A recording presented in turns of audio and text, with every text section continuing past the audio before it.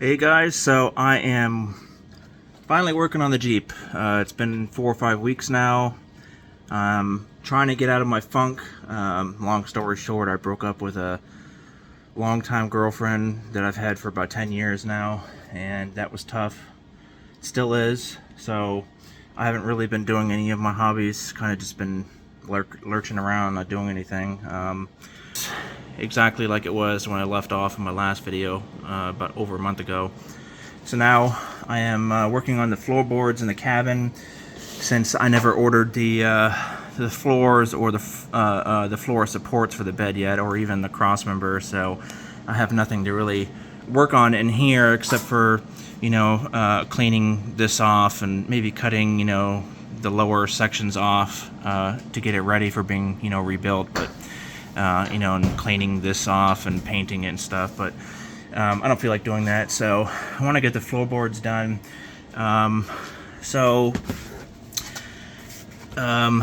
This is one of the body mounts for the cabin that needs to be completely rebuilt, so this whole section is just gone. There used to be a floor bed support right here to here. That's gone. And as you can see, I cut out the top of the rockers, and this is the cowl vent. The vent is up there. You can see it in the top corner. So the cowl vent for these older cars, you pull a little knob, and when you're driving, fresh air rushes inside here, and it gets into the vent, and it gets on your feet. Well, these Jeeps, they tend to rust right there, and this is one of the worst ones I've seen. So it's nearly impossible to get inside of here with a cutting wheel. So I cleaned and cut as much as I could. Yes, I know there are holes right there, but I cannot cut anymore. I just can't get to it. You can actually see my butchery right here because there's just no room for the cutting disc. So I cut as much as I can, and this used to be closed off on the rocker right here, right here and on top. And this was closed up underneath, so I made this little thing, and it fits right on top.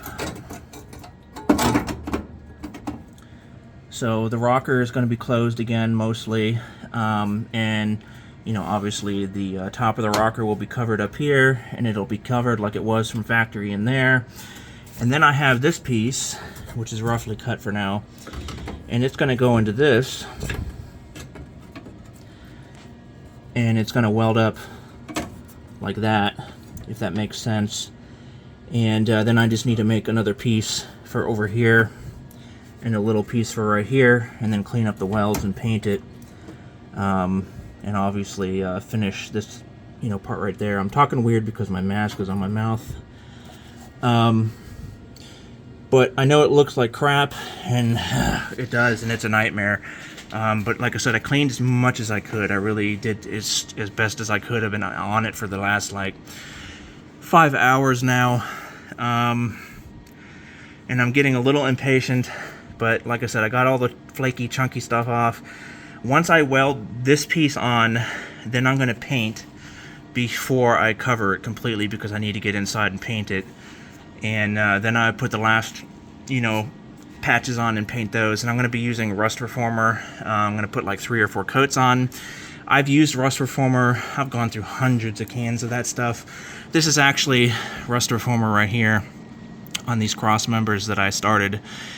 I've used it on my Wagoneer before, and 7 years later, the rust has not come back. Of course, you have to clean the chunky stuff off and wire wheel it as best as you can, but I've sprayed it over actual rust before, just surface rust, nothing chunky, and it never came back. So I'm not too worried about this section in here. Once this is covered up, replated, welded, grind the welds down, repaint it, and then put the floorboards in, it'll be not good as new, but it'll be good enough, and no one will ever know that was there except for me.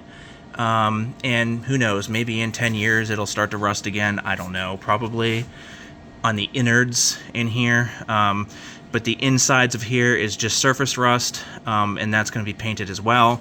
And I'm going to be painting inside the cowl in here to make sure that that hopefully doesn't happen in the future. So, but this is as best as I can get it. I'm not a professional body guy. I do the best I can. So, but once that's done and there's carpet in here and the bench seat is back in there, you will never know that that was there. So, and it's 16 gauge steel that I'm putting in there. That's actually thicker than factory. So even if it does start to rust again, it might take 10 or more years to even show. So I'm not worried about that. By that time, I'll be 50, 60 years old, and we'll deal with it then. So this side over here, same thing. Not nearly as bad though, but it is inside there and it did go through. So I need to cut off at least the outer panel just to take a peek on the inside and see how bad it is, or if it's not bad at all, and then paint it and at least cover the hole right over there. But this needs to be done first. Then I need to work on the body mount, then the floor support that went across right here. And then when those are done, body mount, floor support, then I can do the floor.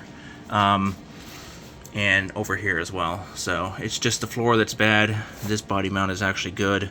I can't get floor underneath this like it was originally, so I'm just going to do floorboard around it and call it a day.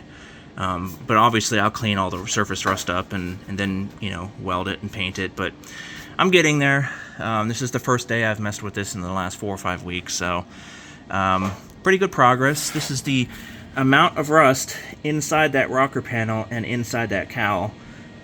I mean, they're huge piles. It's just, this Jeep is just one big pile of rust in a bucket.